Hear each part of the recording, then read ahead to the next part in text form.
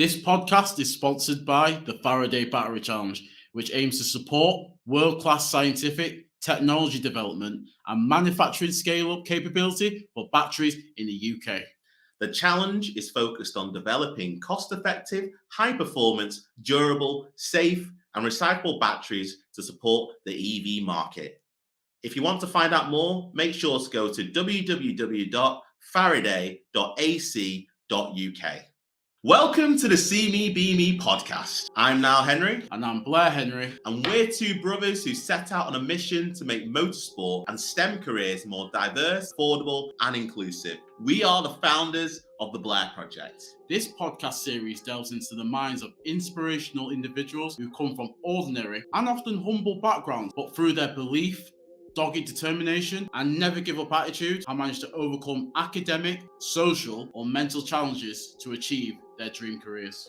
Our guests will share their life lessons that you too can apply to your own.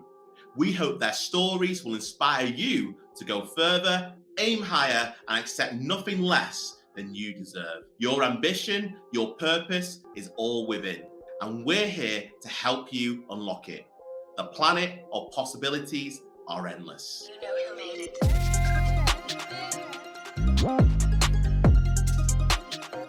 So on today's episode, we are joined by Shahzad Sheikh, also known as Brown Car Guy. Shahzad is an accomplished multimedia journalist and content creator who has been covering the automotive arena for over 3 decades across the UK, Middle East, and South Asia. Presently, he creates content for @Brown Car Guy channels and freelances for several organisations, including MotorEasy.com, the British Motor Show, and the national newspaper UAE, to name a few. That's right, Blair. And so on today's episode, we're going to talk to Shahzad and find out a bit more about his journey as an automotive journalist. When did he set up Brown Car Guy and his aspirations for that YouTube channel? And we're also going to talk about his experiences as well, working as a journalist, not just in the UK, but in the UAE and Saudi Arabia. And a bit more about who his role model was growing up and what was his inspiration to become a journalist. And one more thing I forgot to mention is we're going to talk about the future of the EV industry and his thoughts about, petrol versus electric. So what are we waiting for? Let's get straight into this action-packed episode right now. Welcome to the See Me Be Me podcast, Shahzad. How are you? Thank you. Thanks for having me. This is very exciting. Very interesting stuff. Amazing stuff you guys do. Awesome. Oh, thank you. And so tell our audience who you are, where are you from, and how did you start on your journey now? Wow. How long have you got? How long have I got to compress over 3 decades into 3 minutes, if that? So I'm Shahzad Sheikh. I'm an automotive journalist and content creator. I have been for over 3 decades. Weirdly, I actually started my career in Saudi Arabia. So I often lay my claim to fame as being Saudi Arabia's first motoring journalist. But basically, I write about cars. I create content around cars. I do this both on a freelance basis for other outlets and also for my own brand, which is, of course, Brown Car Guy. Excellent. And so, obviously, in terms of your background, you've worked a lot as a journalist, and you're also a content creator as well with your YouTube channel, Brown Car Guy. But That's right. if we go back to your childhood, were you always interested in journalism? And did you know from what age did you know that you wanted to be a journalist? I think it's hard to pin down an age, but I mean, as far back as I can remember, there was always, I would say, 3 things that kind of, dominated my interest and fascination. And obviously cars was definitely one of them, just as far back as I can remember. I mean, I remember being, in primary school, standing in the school playground and just standing at the fence and looking at the cars go by and trying to recognize and stuff like that. And people often say, where did that come from? And honestly, I have no idea, because with a lot of car people, you ask where did it come from, and it's from an uncle or from a dad or from a situation. Maybe, maybe they used to live next to a racetrack or a garage or something like that. But none of that applies to me. So it's just something that was inherently there. And then the other thing that I was always fascinated in was writing. Actually, I used to love writing. I used to love reading, and I used to love writing. And then, in fact, I probably loved writing more even than I liked reading. And for a while, I looked at becoming a writer. So the third thing that really fascinated me was science fiction and comic books and that sort of stuff. So I used to read quite a bit of science fiction, of course, a ton of comics. And for a while, I thought to combine those two, so the science fiction and the comic books, with writing, and possibly go down that path. And even did comic book writing courses and stuff like that in order to try and do that. But ultimately, I found the opportunity to combine, the automotive and the writing side, and go down that path, and I've not looked back since. And with for our audience, what comic books were you reading? So people who are into comic books will know that there's DC and there's Marvel. I was always more DC, to be honest, back in the day. So it was more Superman for me. Superman was number one. Superman, Batman, Wonder Woman to an extent. Of course, with Marvel, the occasional Spider-Man, the Hulk, and Thor, and Iron Man, what have you. But yeah, it was always Superman for me. So yeah, big. One of my all-time best memories was going to the cinema. I think it was the second movie that I'd ever seen in cinema. The first movie I'd actually seen in the cinema was Star Wars, so the first Star Wars, and then the second, I think that was '77, and then the second one was Superman the movie, starring Christopher Reeve as Superman. I think that was '78. So, which to me, he's still Superman as far as I'm concerned. But yeah, so, yeah, those characters really, really had a big impact on me. And then, Shahzad, could you tell us about some of the opportunities that you had growing up? In what sense? In terms of because you're saying that you had your passion in terms of automotive journalism. So what were some of the opportunities? Because you said you grew up in Saudi Arabia. That's right. Yeah. Yeah. So I mean, so my dad moved out to Saudi in '79. We kind of grew up there during the '80s. And during the late '80s, so in terms of opportunities, it's an interesting word that you use, and it sometimes is the case that sometimes things will come along, and you need to be in the right place at the right time in order to be able to maybe exploit the opportunity. Maybe exploit is not the right word, but to be able to make the best of that opportunity.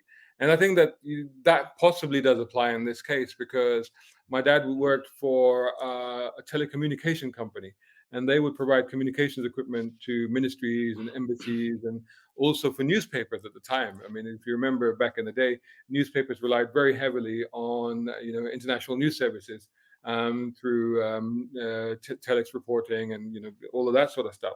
So he actually would occasionally go down to, I think it was Okaz, which was the publisher, it's one of the biggest publishers in Saudi Arabia, and they published Arabic and English newspaper. The English newspaper was Saudi Gazette.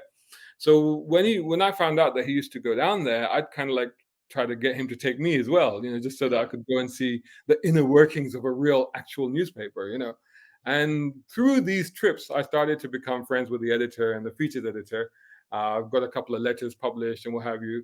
And they sort of said, "Oh, the guy can write. His writing's pretty good, And at that point, I kind of managed to talk or either I convinced them, or I sort of laid down the beginnings of the seeds of a spark of an idea or something like that. But they said, "Do you want to do a motoring column?" And I was like, "Yes." So that was definitely an opportunity that was done. I mean, I did some other feature stuff for them as well, but obviously my aim was always to do automotive. So yeah, that was an opportunity that came along. But it's the reason that when I said, "What do you mean by opportunity?" Because it's an interesting way. Because in life, sometimes there are opportunities. Sometimes they come along, but sometimes you have to make those opportunities. So I think it's a tricky word to say or to use in this context, because it's not always the case that things will just come along and knock on your door, but sometimes you have to go out there and find them and then make them happen. So yeah, grabbing the opportunity when it comes to you. Yeah. Yeah. Now, going back to your growing up as a teenager, as a young person, who were some of your biggest role models? That's an interesting question. I haven't really thought about that too much. I mean, I guess, split across multiple different areas of interest, like I said, whether it's writing or, automotive or science fiction, So, like I said, I used to read a lot of science fiction, people like Arthur C. Clarke, of Space Odyssey and stuff like that. That was always fascinating, the way that he laid down the laws of robotics and those sort of things. Which I think probably are going to come into play nowadays with the advent of AI. I think people are going to be looking back at some of that fiction and going, "Oh, hang on, Mhm. I had thought about this before." And then when you move across to actual science fiction, you got things like Star Trek was a big influence. I don't know if anybody that's watching this, they can probably see over my right shoulder a model of the Starship Enterprise on my shelf back there, next to the James Bond Lotus Esprit in white and the green Highland green Bullet Mustang from the 1968 movie starring Steve McQueen. So there are influences like that. And then moving to automotive, obviously, then I used to read Motor Magazine, Autocar Magazine, Car Magazine, and Performance Car Magazine. And one of the earliest journalists that I can remember, which I was really inspired by, was LJK Setright. Not a lot of people will remember him now, but he was a very unique character, an incredible way of writing, and very, very inspiring person. And I actually got to meet him shortly before he actually passed, and it was quite awe-inspiring. And also, of course, you've got to name check Jeremy Clarkson and all of this as well, because he was an influence on a lot of us. And I used to read him way back before he was on Top Gear. He used to write a column in the back pages of Performance Magazine, and it was probably the first thing I would read in the magazine every month. Was he always that charismatic back in the day? Yeah, I mean, I think, well, this is the thing, because I knew of him before he was on Top Gear simply from the column. And again, one of the things was not purely just being inspired by automotive, but of course, the writer in me was also inspired by good writing. So Yeah. when you used to go to the back page and read his column, the writing was always incredible, and it would take you on these journeys, on these complete tangents, that wouldn't have anything to do with the car that he was talking about. And he would sort of bring it full circle, and you go, oh, it suddenly clicks into place. Mm. And when you see stuff like that, I mean, you could love him or hate him. He's a bit of a caricature of himself now. But when you look at his early stuff and you look at the way that he did this stuff, then you've got to go, yeah, genius, absolute genius. Really? Now, fast forward to today, Shahzad. What does an average day look like for yourself? And there is no average day, really. It's a tricky one, isn't it? Because like a lot of people, I work from home now. I actually have worked from home for quite a while. I think since 2011. When I went back to the Middle East in 2006, I went back to Dubai to be the editor of Car Magazine. So this is the Car Magazine that we have here, but they have international editions. And so I got the opportunity to go to Dubai and be the editor of that. And I did that until the contract ended. And fortunately, the company there that was publishing decided not to continue the contract. So I did that for 5 years. And then once that contract had ended, because we had already got a following and a bit of a fan base there, we then created our own outlet, which was called Motoring Middle East, which was a digital outlet. And when we did that, that is probably the last time I worked in an office, because for that we then transitioned to working. Well, technically we were supposed to have an office, but we usually worked either from home or from coffee shops in malls. That's how we used to do it. And so now also I work from home, because there's two parts of what I do. One is obviously my brand stuff, which is Brown Car Guy. So that's content that I create for my channels across all of the social media, particularly YouTube. But also I create content for other people. So I work as a freelance journalist. So a lot of time I'll just be, doing that sort of stuff. Now, one thing that I will say in response to that particular question, because a lot of people, when they ask me that question or that type of question, because they go, oh, you're a motoring journalist and you do this, there's a perception there. And the perception there is that, I'm driving supercars all day long. And the reality is, I mean, certainly the reality is that's not the case now. But even back in Dubai, where I did review a lot of supercars, but the actual driving part of the process is a minuscule part of what you actually do. 90% of your time is sitting in front of a laptop, staring at a blank screen, wondering, what content to create next. And even the car stuff, even the driving stuff, very often, like, I would get these cars or there or even here, and people go, oh, can I come out on the shoot with you? Or can I come and do, going to do a video? Can I come with you? And I'm like, no, because you would be bored out of your brains if you came with me. Because, people think, oh, I'm just going to go out and drive at 10 tenths everywhere. And the reality is that's not how it works. The reality is you go to a location, you're hunting a location, you have to clean the car or whatever, and then wait for the light and this and that. Or if you're filming, you've got problems with sound. Like, I would usually go out and film videos in the desert. which you think is great. And to be honest, like, you won't be disturbed apart from by camels. The occasional camels will come through, but apart from that, you won't be disturbed. But every now and then you'll get a sandstorm, and then you literally, Oh. like, you just have to basically shut yourself into the car and wait for this thing to blow over, because you just can't be out there. So there's always such stuff going on, but it's not anywhere near as glamorous as people make out. Having said that, if I may be allowed to continue for just a few more moments, having said that, there are good bits. I mean, and some of my most, my bucket list experiences have all been through this job that I've done. I've driven an F1 car, driven basically Wow. all the cars I've ever wanted to drive. Pretty much I've driven them all. But other crazy things, like, I don't know, driving a powerboat in Monaco Harbor. How would that ever happen if it wasn't for something like this?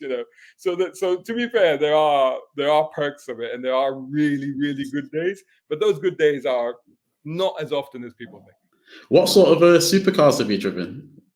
I've driven all of them pretty much, and not like today's latest ones, but anything up to, say, 5 years ago, I drove pretty much most of them.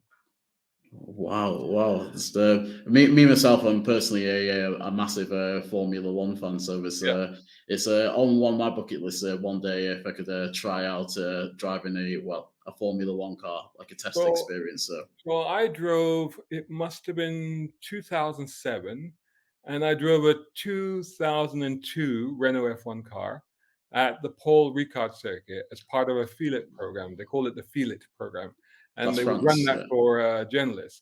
Yeah. So I was very fortunate to be invited on that. And then throughout the day, they don't just put you straight in an F1 car, so you get the whole day of doing stuff. So they'll send you out in the Renault Clios first of all, to learn the lines and learn the track and stuff like that. And then they'll put you into single seaters, and you go out and you do stuff with those cars. And there's various other things that they're doing in the meantime. So they're doing exercises with you. They're checking your health. So they do all of that stuff. They do the reflex stuff. So there was a whole day of that, and then I think you get about 3 laps in the F1 car at the end of it. And you build yourself up to this thing, and you go, oh, I'm gonna get in the F1 car. I'm gonna rev it up to 20,000 RPM. I'm gonna set some lap times. And then you go out in this thing, and you're absolutely terrified. It's just beyond anything that you can comprehend. And you come back, and it's a really humbling experience, because when you come back, they've got the telemetry, of course. So you'll say, they go, oh, I was going to rev this, and they go, oh, what revs did I do? And you can't come to you and say, you only did 9,000 RPM. So it's like, which is nothing, in an F1 car. So, but it's a whole different level. I remember seeing, was it Richard Hammond's review of, I think he was reviewing the 2002, the Renault Formula One I think car. he did the same program. I think it was part of the Feel It program, but obviously that was bespoke for him because it's a TV show, but it was part of the same thing, yeah. And I just wanted to ask as well, Shahzad, just in terms of your career as a journalist, what would you say is 3 unique skills that you've learned in terms of making you into the success that you are? Okay, that's a very, very good question, and I think a very valid question. And I would say it's not just the 3 unique things, but I think the 3 approaches that you probably need to look at. One of the most obvious thing is to know your stuff. I think that's pretty obvious. It's like, and I don't mean like you need to be a mechanical engineer or anything like that, but you need to know what you're talking about, and you need to be able to do it with credibility and authority, and that's very important. The second thing is, I would say, particularly from what we do, is having the ability to communicate. Because if you can't communicate, then all that knowledge and experience and all the things that you do are a complete waste of time. Because if you're not able to communicate that, or if you're not able to put other people into the driving seat, if you're not able to, if you go drive an F1 car and you can't share what that feels like with other people, then what's the point? If you can't do that. So being a communicator, I think, is very important. And part of that is the ability. So I think the third thing would be on this is part of that is the ability to adapt. And I think this is one of the things where I probably would set myself apart from some of my contemporaries, if you like, because I think with a lot of motoring journalists, or indeed journalists so like I said, I started back in '89. So in '89, I worked on a newspaper where they were still doing paste up. This is before desktop publishing. I mean, can you imagine, right? So, excuse me. So for a lot of people, they get stuck in their ways, and they're like, well, print is the way. Print, we've always written stuff, But like I said, I started out wanting to be a writer. I thought writing was amazing. I still do. I still enjoy writing, but I do less of it now. I do it on a freelance basis. Um, to me, it was always a case of adapting to what is coming next. Because if you got knowledge and information that you want to get across to people, you want to be able to communicate. But then the third thing of that is like, where are the people? If they're not Yeah. reading the newspapers, if they're not reading the magazines, then where are they? So you've got to be able to adapt to whatever the mediums that are out there, the media, the formats, whether it's social media, whether it's YouTube or whatever. So, starting off as a writer, at this point in Dubai, I'd done 6 years of radio. I'd done a year of doing reviews on television, and then we'd obviously done YouTube as well. And then you just have to keep also reinventing yourself and pushing yourself.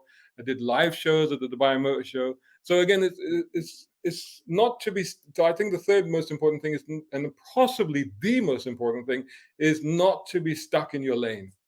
To always be looking out and going, right, you know what, maybe I try this lane or go this way or swerve this way. Keep trying different stuff. And is that something that you've always been? I guess in terms of adaptability, there's a few people would find that almost scary and whatnot. But is that something that's just because obviously you've had experience at Saudi Arabia, you've been to the UK as well. Is adaptability just something that's just natural for someone like yourself? Would you say? It's a very interesting question, and I think that it's something that you're actually making me think about myself now, actually, because it is interesting. And I was having a conversation some time ago with somebody. Somebody was asking me about my accent, and obviously my accent is the result of living in different places and Yeah. doing different stuff. And then I think back to, okay, if I had continued to be that kid, born and growing up in Islington in London, what would my accent have been? And then I started to think about, well, in addition to my accent, what would I have learned or how would I have developed? And I think that, yeah, living in places like Saudi Arabia and being able to travel to different places and seeing other parts of the world, but also I think crucially meeting people from other parts of the world and working with people from other parts of the world, I think is a tremendous part of what shapes you and forms you and enlightens you. And I think that that's where sometimes we get a little bit too blinkered about where we are and who we are, and we don't understand the big picture. So one of the things I was talking about recently with somebody was I'd gone to Pakistan last year a couple of times, and it had been after a long period of time. And by this time, I'm actually connected to quite a lot of the car people there. So when I was there, I was able to actually do quite a lot of content on cars and the classic car culture in that country. And I put that content up. And somebody said to me that they were fascinated by that because it just hadn't even occurred to them that you'll find car culture in places like that. And you'll find car people with so much knowledge, depth of information and passion about what they're doing. And I think that this is fundamental and key. This open-mindedness to be able to to really embrace the world and to be able to go, what, let's not be blinkered, let's not just be myopic in our views, but try to take in everything and even if we don't know stuff, let's go find out stuff, let's go and explore. So I think that yeah, I think you're very right. I think that's a very good question. I think that you do get formed by your experiences, and the more variety of experiences and the more variety of places that you can have, has got to be a good thing. Now, Shahzad, in terms of open-mindedness, what I want to go on to now is talk about your YouTube channel, Brown Car Guy. Where did the name come from? How long's the channel been going? And you do a lot of content around EVs and revivals of classic cars. Were you always interested in electric, or were you a petrol head and petrol was the only way, and then you've been converted over to the EV side? So let's start with that first. And I think that I do get this a lot in the car community and even in the automotive journalism community and in general car community. You're either petrol or you're electric, and you cannot, you're either over here, you're like, I must have an engine noise, or you're over here and say, I must save the planet, and I think that's the wrong approach. To me, EVs are another form of cars, and fundamentally, I love cars. You know what I mean? It's like I love cars, and I've been through this process before because I used to be I love petrol cars, and then about 15, say 20 years ago, when they really started to push diesel, And I was in that position where I was like, oh, diesel, I don't like diesel. Oh, I don't like diesel, And then when the common rail diesel engines came in, and when Golf, for example, introduced a GTI version of a diesel in the GTI version, you went, oh, damn, this is actually really good. These engines. And I think at that point, it's one of my processes of going, of realizing that I shouldn't be so limited in my thinking. I should always be open to new approaches and new ideas and new concepts. And I think that that's just stayed with me. So when electric cars came along, obviously there's that initial reluctance to like, oh well, come on, these are just milk floats, aren't they? I mean, how can they be cars? But when you experience it and you go, oh, geez, it's really good, and I think that you have to have that open-mindedness. So to me, it's a case of, well, it's another option, it's another choice. It's great for the motorists, because the motorists can now choose between a petrol or a diesel or a hybrid or electric, and maybe in the future hydrogen, or maybe something else. And to me, like, choice is not a bad thing. Choice is a good thing. And with EVs, for example, I say to people, look, for some people, EVs are the perfect car. They're the perfect car. It's like, you shouldn't have anything else. That's the one you should have. Whereas for other people, I say, you know what? That EV is not right for you, at least not yet. You need to stick with a diesel, or you need to get petrol. So to me, as a journalist, the other important thing, and this goes back to what I was saying earlier about being able to communicate. Part of the process of being able to communicate is being able to empathize. And by that, I mean, is being able to put yourself into the other person's shoe. So it's no good just me going, I like this car, and therefore everybody must like this car. I like the 68 Bullet Mustang, therefore you must all like it. No, you don't have to. It's fine. And for me as a journalist, or for me as a communicator, as a credible, authoritative figure in automotive, for me it's important to understand your needs and your requirements and your daily necessities in transportation. And at that point, I can then assess and go, right, actually, this is what you should be looking at, or this is what would suit you, or this would be appropriate to you. And if somebody comes to me and I can clearly see that they're a petrol head, I'm not going to try and convince them to be an EV guy. I'm not. I'm like, okay, you're a car guy. You love the sound of a petrol engine. Enjoy it while you still can. You know what I mean? I'm not going to try and convince them. Whereas if somebody else comes to me and say, I really want to save money. I'm very environmentally conscious. I live in the city. I don't do many miles. I say, hey, dude, you need an EV. You know what I mean? It'll be simple as that. So, but it's a case of understanding each person's context. And I think context is very important. I think a lot of people seem to forget that.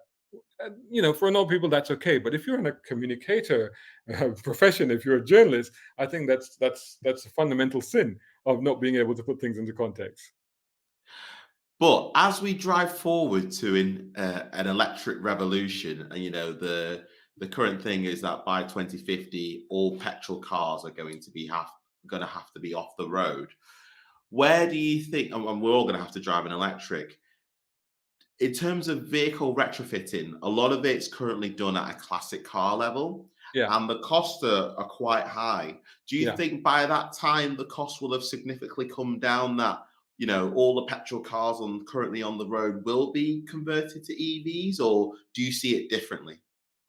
I see it differently personally because of several reasons. The costs actually are not necessarily coming down. It's quite weird in the sense that actually some of the latest costs that I've been told about, the costs are actually even more. So some of the companies that are creating these kits and stuff for the classic car conversions, the prices I've been hearing about 60, 70 grand for those. Whereas about a year and a half ago, I was hearing about 30. I mean, like, you can still go to someone like London Electric Cars, and it's about 35,000 pounds to convert your car. But what's happening is that some of the companies, what, for example, some companies do is they'll take the innards of a Nissan Leaf or a wrecked Tesla, and they'll be using that technology to convert a classic. And obviously, that's a little bit more economical. But what's happening now is that some companies are creating bespoke kits, with bespoke technology, which has been ordered fresh. And so, of course, that's then more expensive.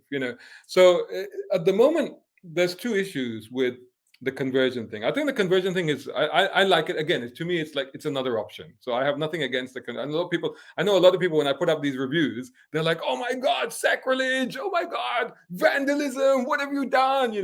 And I'm like, well, there's two aspects of it. A, if the car was dying or the engine was dying anyway and you rescued it, hey, great. And B, if the owner is rich enough and he can afford to do it, then who am I to argue? But there are some other stories. So, for example, there was one story of, I saw an old 80s Rolls Royce being converted. And I said to the guys, I said, that's going to take a lot of batteries. Why would you do that? And they said, well, it's very simple. The guy that owns that car has had it from you. He's had it a very, very long time, and he wants to keep it forever.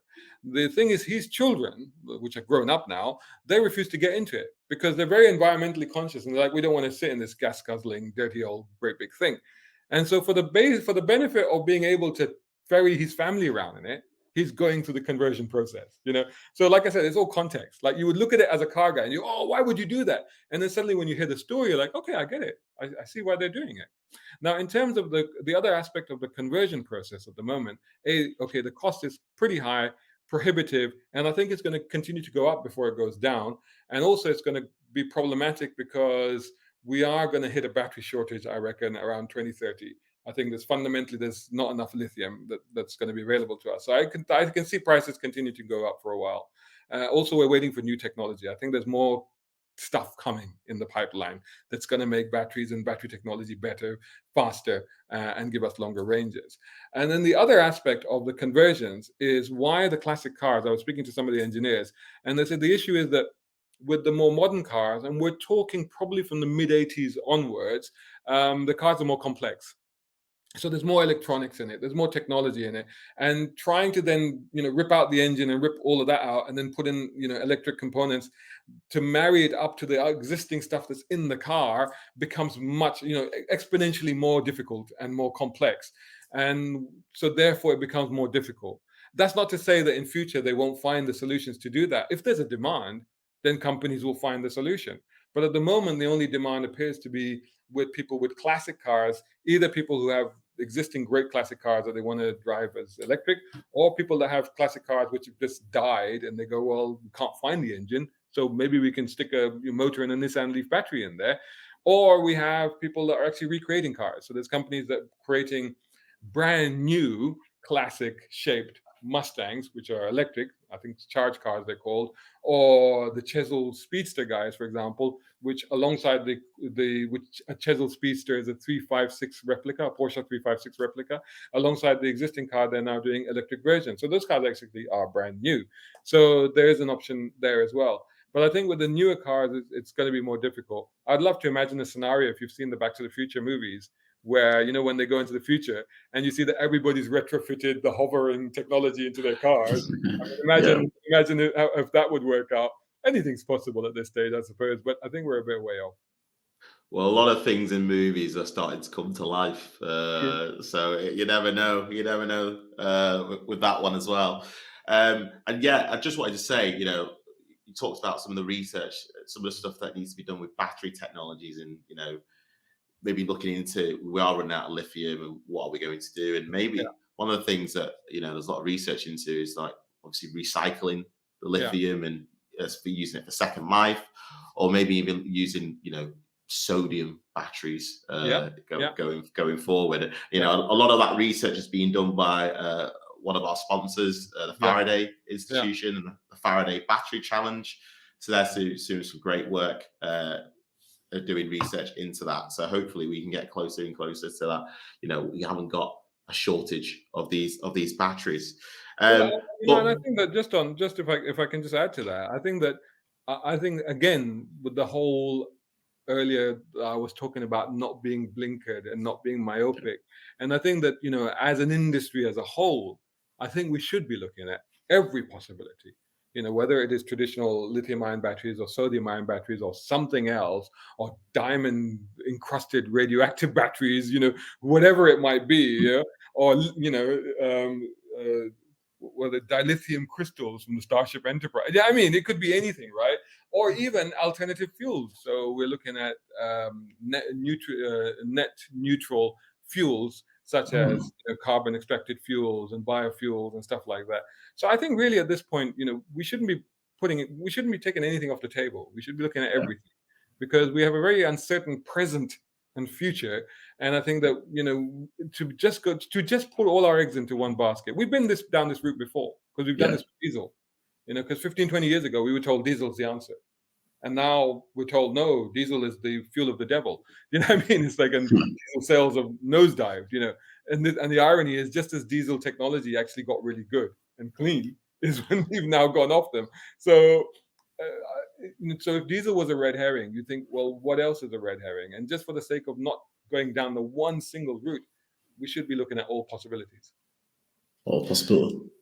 And I was just going to add, Shahzad, because when we've been going to, there's been events that we've gone to where there's been maybe people who, like, say, traditional petrol heads who've had their, let's say, concerns, in terms of like mileage on like electric vehicles, and it's almost like a completely like different change, or maybe it's partly to do with people being scared of change. But what would you say to those sorts of people that are still a bit reserved on in terms of the path of electric vehicles?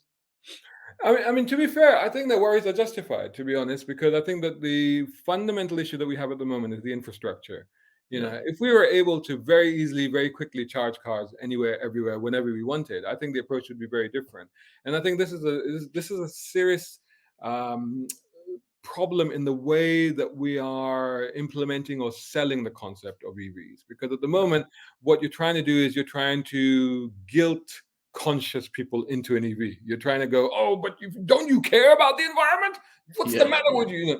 And I don't think that's the right approach. I don't think that's ever worked. I think the approach that works is to present somebody with a better product.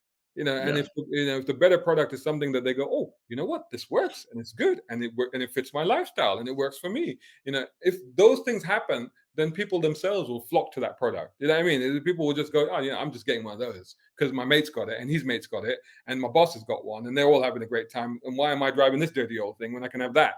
So I think that has to be the approach.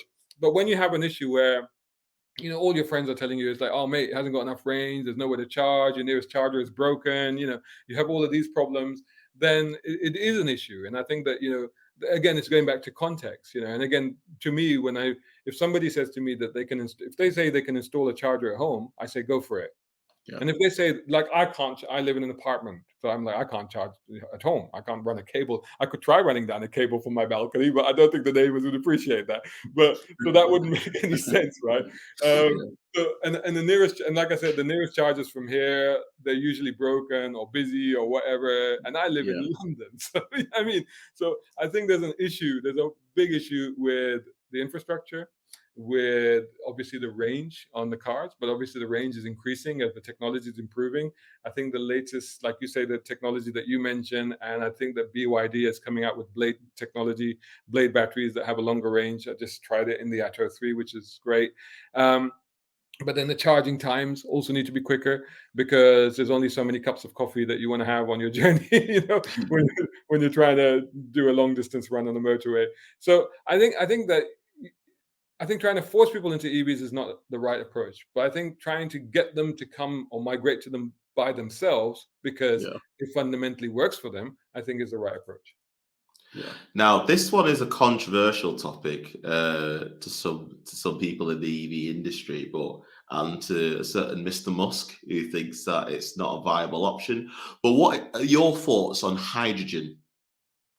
I think hydrogen is a viable option, and I think it's been proven to be a viable option, particularly by one of the biggest, if not the biggest, car manufacturer in the world, which is Toyota. Mm, Toyota is sold on it. I mean, Akio Toyoda is a big proponent of it. And he races the things. He famously mhm, raced a Yaris with so there's two. And the other great thing about hydrogen is there's two approaches to it because there's a fuel cell approach of hydrogen, which is basically using hydrogen to power what is fundamentally an electric car. And then there's the just stick it into your internal combustion engine, right? With a few little adaptations. And I think that actually that's quite appealing because that means there's so many cars that we have on the roads. We need to find ways of keeping those cars going. And if we can do that, if we can adapt them to hydrogen or something, then maybe that's not such a bad idea, right? There are issues with hydrogen because obviously the infrastructure is a major issue. The transportation of hydrogen is a bit of an issue. There are concerns over that. But I think that from my knowledge and my understanding, and again, I don't know everything about everything, but from my understanding is that it is being looked at for commercial vehicles where it makes sense. Because if you have vehicles that start and end in a depot or in a particular location, then it is easier to get hydrogen to that depot, and then to fuel those vehicles there. And in fact, I believe that hydrogen is also being looked at in aviation as well, because again, you could supply that to an airport and use it there. So I don't think hydrogen is dead and buried by any means. I think it's definitely, and again, to me, it's like I think that we need to look at multifaceted approaches to the future of transportation, and I think that hydrogen should definitely play a role in that as well. I completely agree. I completely agree there. And like you said, they are using it a lot in aviation, especially. I mean, Airbus are doing some stuff Yeah. around using hydrogen. I believe it's Boeing as well. Mm. Are going to start that. Going to start looking into hydrogen. Now, Shahzad, you've accomplished quite a lot. So obviously setting up Brown Car Guy YouTube channel, which I don't think you said how long it's been going, but you obviously No, got yes, 15,000 subscribers on YouTube. yes, Uh, just yeah, crossed the you 2,000. got Yeah, a regular audience. yeah, See, we came across you because we met you at the Fully Charged Live yeah. event. In, I think was it in Farnborough or was it with Harrogate? Farnborough, yeah, Farnborough, yeah, yes, yeah, yeah. which is run by the great Robert Llewellyn. Yeah. And you know, I keep meaning to catch him and get him to do an impression of Crichton for me from Red Dwarf, because I just love Red Dwarf. I think it's fantastic, But yeah, so no, so just to actually, yes, I didn't actually answer your question. So dedicated, I've been doing Brown Car Guy for 3 years, I think, coming up to that. So I started it just before the pandemic. So I came back to the UK in the end of 2019, and probably got serious about Brown Car Guy 2020, 2021. And yes, so basically the channel has grown in that time. Brown Car Guy brand was something I'd been toying with for a while. When I came back, I mean, again, I don't know how much you might want to edit some of this out later, but I'll go ahead and say it, and then you can decide if you want to keep it in or not. But when I came back here, I was initially job hunting, and I was looking for a role that was appropriate and suitable to my experience, skill set, and portfolio, and everything that I'd done. I was editorial director at one of the largest publishers in the UAE, at ITP, heading up the entire men's group of magazines at one point. So I was unable to find anything that was suitable, and I felt a certain sense of, maybe it's just me, I don't know, but I felt a sense of like I wasn't getting the right positions because of what my name sounded like, or what I looked like, or what my religion was, or any or a combined number of these things. So to an extent, Brown Car Guy was a part of me rebelling against that. Was like, you know what? If there's a reason that you're not going to accept me because of who I am, then I'm going to double down on my identity. Because I'm not going to change my identity. I'm not going to shortchange who I am. I am who I am, and this is who I am. I'm a car guy, and I'm brown. I love it when I take my car, because I have a black classic BMW, and I take it to car shows, and I've got Brown Car Guy on the car itself. And I love when people walk up to it and they look around the car and they go, "It's not brown." And then I love popping up and going, "No, I'm brown. The car's black." But at the end of the day, I don't think we need to be, what's the word that they use? Snowflakes. I don't think we need to be so delicate about the use of defining characteristics and stuff like that. We tend to jump on everything nowadays and go, "It's racism," or "It's not appropriate," or "It's not," And I think that, having grown up in London in the 70s, which I often refer to as the golden era of racism, I think that I know racism when I see it. And I think, calling somebody brown or black, I don't believe is racism. And also, again, going back to context, it's like, it's how it's said. It's who is saying it and why they're saying it, So people say to me, "Can we call you Brown Car Guy?" And I'm like, "Of course you can, because I'm brown and I'm a car guy."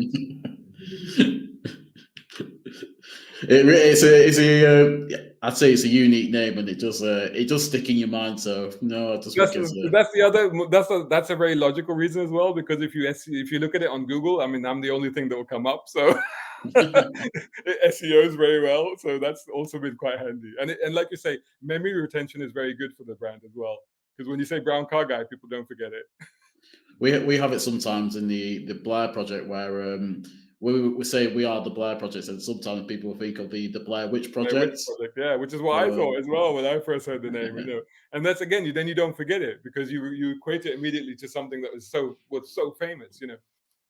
Or they think we're related to Tony Blair, so it's either filming Ghosts or Tony Blair. our Yeah. former Prime Well, Minister. have But you had Tony Blair on the channel? not yet, but I think it's going to have to happen eventually in the You've got to, future. you've got that has got to be done. That has got to be done. Blair meets Tony Blair. It's perfect. Now you've achieved quite a lot. You know, setting up this YouTube channel, you've generated a good cult following in the automotive industry, retrofitting. You've been an editorial director in the UAE. I read that you set up the Dubai's biggest car show at the time back in 2012. Yeah. Which must have been fantastic. You've worked a lot in the TV industry as well, in Fox Mena. But Yeah. what I want to know is, what's been your proudest achievement to date? There's been many, and I think that you have to take each of these and keep going forward, and I think that relying on any one of them.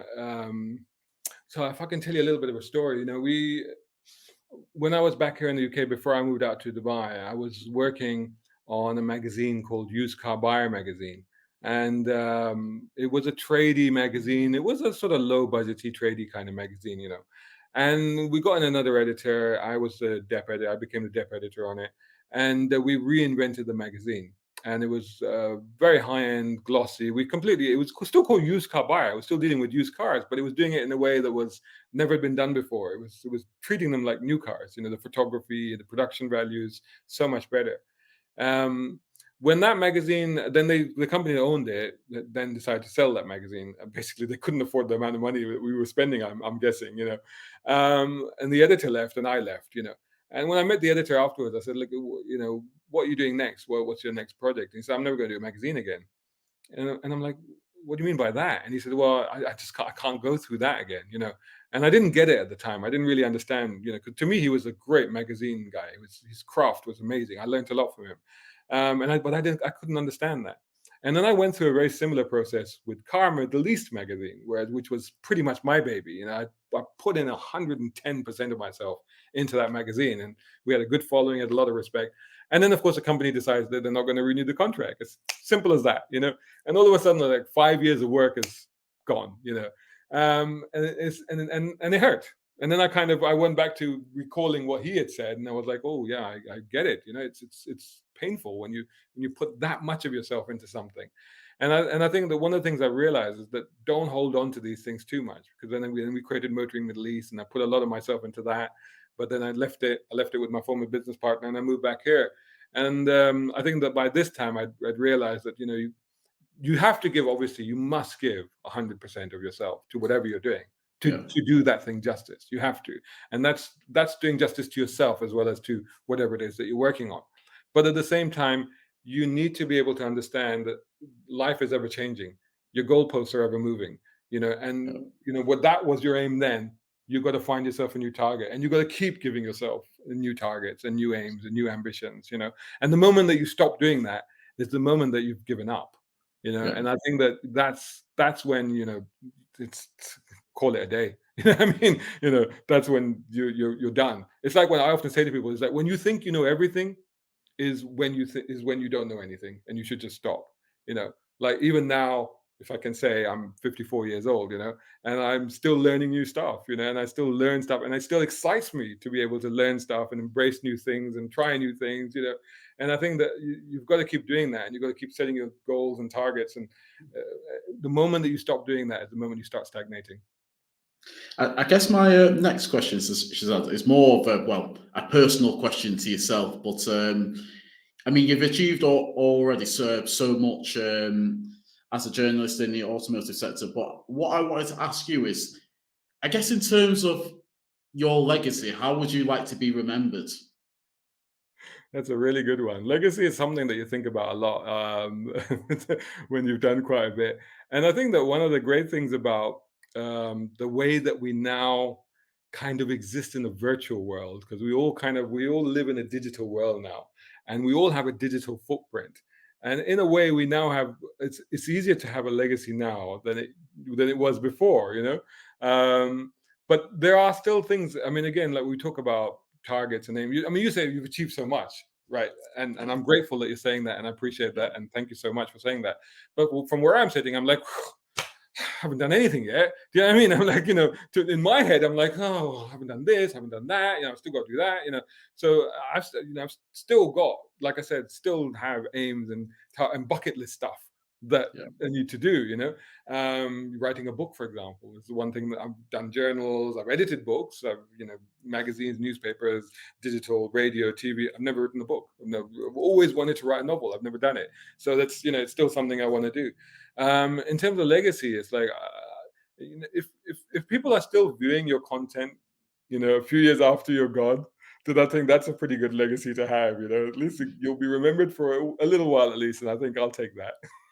What would be you mentioned the title of a novel. What would be the title of your novel?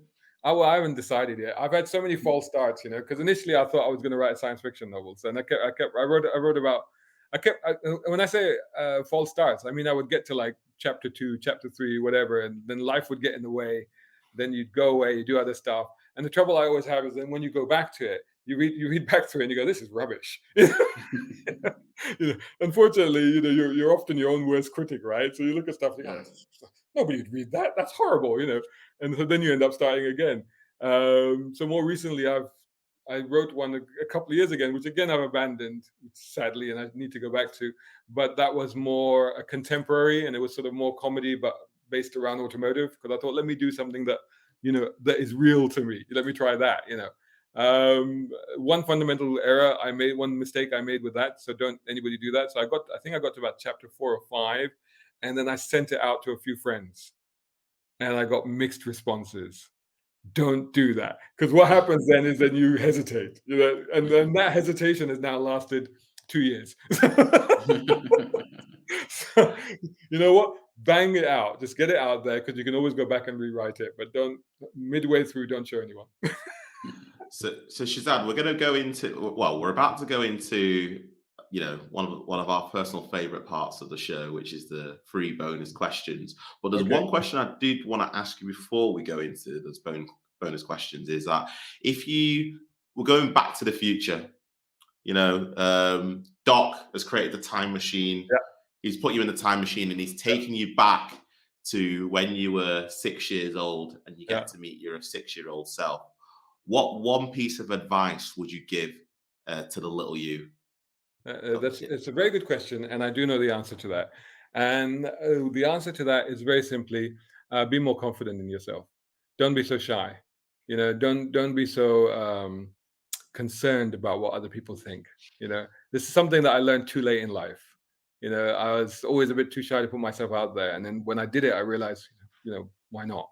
And you get to a point where people, when we're young, we tend to worry a lot about, will people like me, or you're worry concerned about, I want to be liked, or I don't want to look like an idiot, I don't want to embarrass myself. And I've embarrassed myself so many times, but you know what? I'm still alive.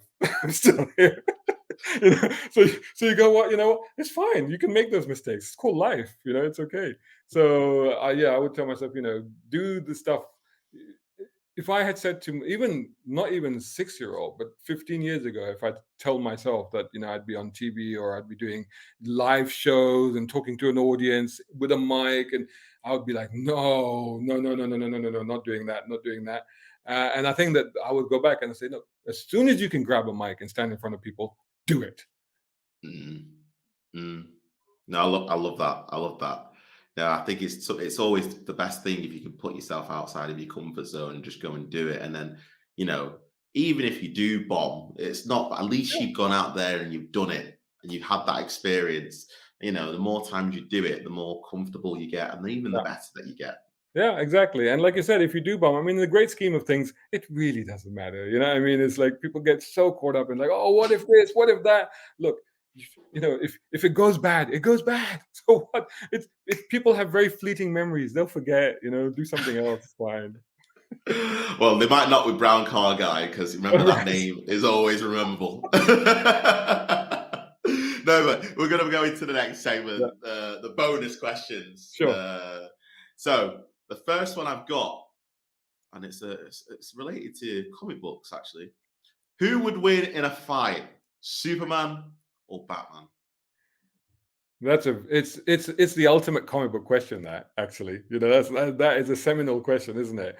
Because Batman has the wits and the technology, and Superman just has the godlike powers.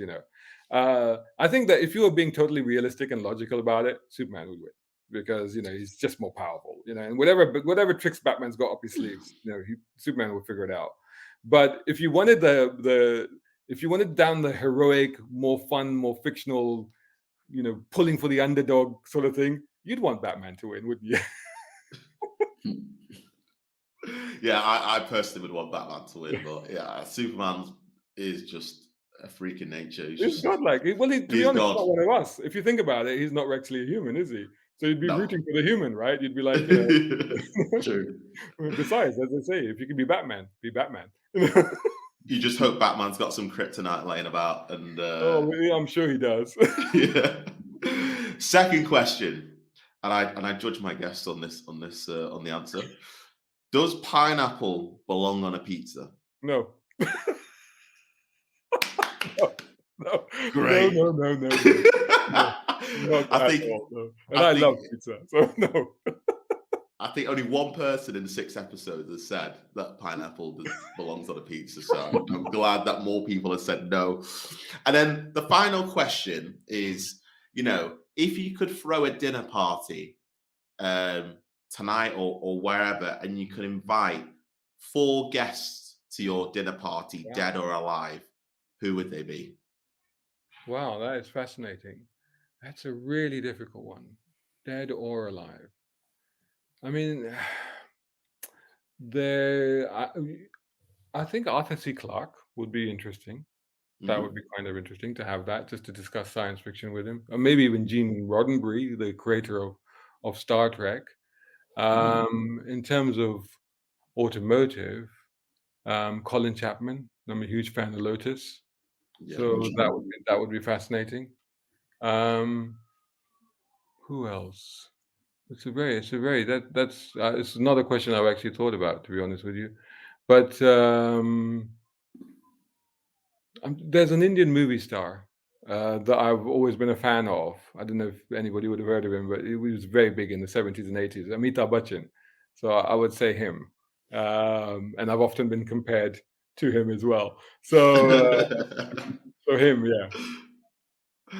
Excellent. And now, before we close up the show, where can people find out about you or Brown Car Guy? Just Google Brown Car Guy. It's like I said, SEO is very well. As soon as you stick it in Google, you'll just find 3 pages of me. But yeah, if you go to browncarguy.com, and if you want to find out specifically about me, just hit the About tab, and there's a whole synopsis of who I am and what I've done. Only one Brown Car Guy? Well, no, to be honest, because there's one Brown Car Guy brand, but so again, it's quite. I mean, again, if you got a few more minutes, when I was in Pakistan and I was doing some content there, like I said, around the classic car community there, and I was interviewing one of the classic car owners, and he said, "Welcome to Pakistan, Brown Car Guy," and he said, "Well, actually, we're all Brown Car Guys here, aren't we?" So, and I said, "Well, yeah, actually, yes." So I think anybody can be Brown Car Guy. It's not. I don't think it's a restrictive thing. I don't think it's one and only. But at the moment, the brand is mine. Yes. Brilliant. And how can listeners support your brand? Is it just going on the website, or do you have like a Patreon page, or anything like that? I do. That's very kind of you to bring that up, because that's always very, very helpful, especially when you're a content creator. But at the very least, if people like, comment, share, subscribe, that's very important, especially with the YouTube channel, because YouTube is where you can generate revenue. But I do have a Patreon page, and I have a Ko-fi page as well. I found that Ko-fi is actually a little bit easier to use for a lot of people, because there's less stuff to sign up to, whatever. So both of those links are, again, you'll find them on the YouTube page, and you'll find them on the browncarguy.com page. Brown Car Guy, thank you for being a guest on the See Me Be Me podcast, and we hope you enjoyed this episode. I did, and I hope it was worth having me on. I appreciate you guys asking me. Thank you so much, and keep doing what you're doing. Blair, Nile. So what did you think about today's guest? With Shahzad today, I thought it was really inspiring. So, like you were saying, from a young age, he's always had the keen passion and interest in like comic books, in cars, then he also said he had an interest in like science fiction. So I just thought that was interesting, is that all of these different like hobbies and interests is kind of like combined into one in terms of where he is now as an automotive journalist. So he took all of his like hobbies and interests and made a career out of it, similar to ourselves as well in the field of motorsport. And what I also just took from what he was talking about earlier at the podcast as well is that one of the main unique skills on the front of adaptability. I did like how like the market will always change, and there's always going to be things that you don't expect, whether that's in life or within business. But you've always got to make sure that you keep adapting, or you can easily get left behind. What about yourself? Yeah, so for me, it was really, really great to have Shahzad on the podcast, and hearing more about his story. He didn't feel like he'd accomplished a lot, but he had actually accomplished quite a lot. Working in Saudi, working in the UAE, being obviously working on television networks, being the editorial director of some of the leading car magazines across the UAE, setting up Dubai's first ever like car show, and the biggest one at the time. I thought that was really impressive. And now, he's launched Brown Car Guy, which I still think is a fantastic name. As a YouTube channel, he's been doing that for 3 years, has grown a quite big following. 15,000 subscribers. 15,000, and I'm sure it's going to grow even more as time goes by. But it was quite interesting that Shahzad felt that he hadn't accomplished a lot, and there's still so much more that he wanted to do. I think going off what you talk about, these 3 core values of the adaptability and the working hard and the communication skills. He thought like being able to communicate, and even about knowing yourself. It's important to know yourself. And one of the questions that I asked him was, what advice would you give to your younger self if you had to go back in a time machine? And he was just like, confidence. Go out there, go and do it, and don't care about what other people think. Yeah. I think so much in our society, we're always worrying about what others think, and sometimes we limit our potential just because we don't want to embarrass ourselves. And I think you just have to come out of your comfort zone and be able to take risks, because if you don't take risks, you'll never get to the desired outcome that you want to get to. Yeah, stepping out of your zone and just it's even like with ourselves, it's doing like public speaking and whatnot. That was something for ourselves that, well, particularly myself, is like I had almost like a fear of like public speaking in a way. It's almost like, what are people going to be thinking of me when I'm out there? Whereas now I guess we've gotten to a point now within ourselves where we're so used to putting ourselves out there and so used to putting ourselves outside the comfort zone that it's now just feels natural, and that you just have to do it. And it's just similar to what Shahzad was saying in the podcast today. It's you only develop if you're willing to come out of your comfort zone and just step outside your comfort zone and develop in those certain areas. And I think it's the thing as well, is that being open-minded to change. Yeah. So, and especially, talk about where the industry is going in terms of going fully electric. There are still people stuck out in the ways about, petrol, but we are transitioning into an EV revolution. And, EV cars, there's a lot of them on the road now. But I think it doesn't even matter within being a journalist, working in the automotive industry, just in life, be open-minded to change. And I suppose that goes back into the adapting. So when you can see the change and you're open-minded to it, adapt to it, and you never know what opportunities can come out of that. Absolutely. Yeah. So, guys, if you've really enjoyed this episode, make sure to like, comment, and subscribe, and share this episode. with friends, family, and people within your own network. If you'd like to follow the Blair Project on our socials, we are on Facebook, LinkedIn, and YouTube at the Blair Project. And we're also on Instagram, Twitter, and TikTok. Yes, we are on TikTok at Get Me Motoring. So, like I said, hope you've enjoyed today's episode and stay tuned for another exciting episode. But for now, catch you later. Take care, guys. If you've liked today's episode, make sure to like, comment, and subscribe. The Blair Project is on all major social media platforms, including Facebook and LinkedIn and YouTube at The Blair Project. We're also on Instagram, Twitter, and TikTok. Yes, we are on TikTok at Get Me Motoring. If you'd like to follow myself individually, I am on Instagram at Nile Henry and also LinkedIn at Nile Henry as well. And if you want to follow myself, I'm on Instagram as BlairHenry_97 and also on LinkedIn as just Blair Henry. So we look forward to having you on the next episode. So stay tuned. Take care. Until next time.